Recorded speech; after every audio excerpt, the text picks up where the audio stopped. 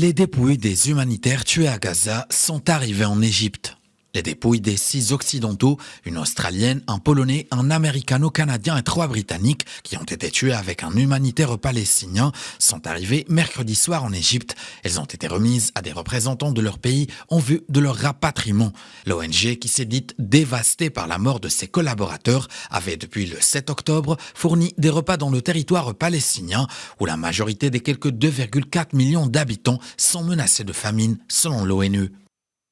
Under international humanitarian law, humanitarian workers, humanitarian facilities, healthcare workers, healthcare facilities, all enjoy particular protection. En vertu du droit international, les travailleurs humanitaires, les installations humanitaires, les agents de santé et les établissements de santé bénéficient tous d'une protection particulière, tout comme la population civile dans son ensemble. Nous n'avons jamais vu un conflit ayant fait autant de victimes parmi les agents de santé. La conclusion qui en découle est que cette guerre n'est pas menée d'une manière qui respecte les protections prévues par le droit humanitaire international. In the way that it is.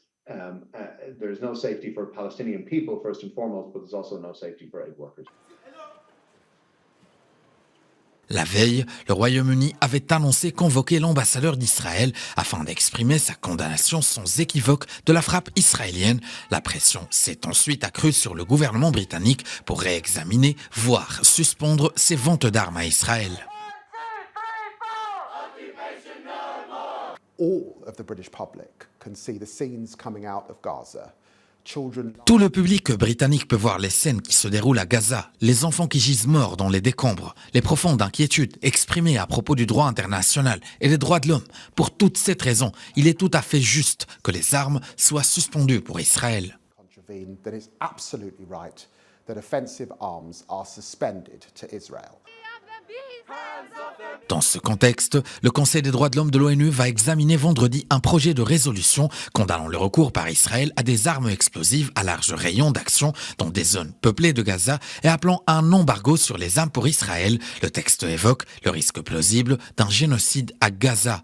Après une vaste opération de 2 semaines dans le complexe hospitalier Shifa, dans la ville de Gaza, l'armée israélienne a indiqué continuer ses opérations dans la ville de Khan Younis, notamment dans le secteur de l'hôpital Al-Amal, qui avait dû cesser ses activités il y a une semaine en raison des opérations israéliennes.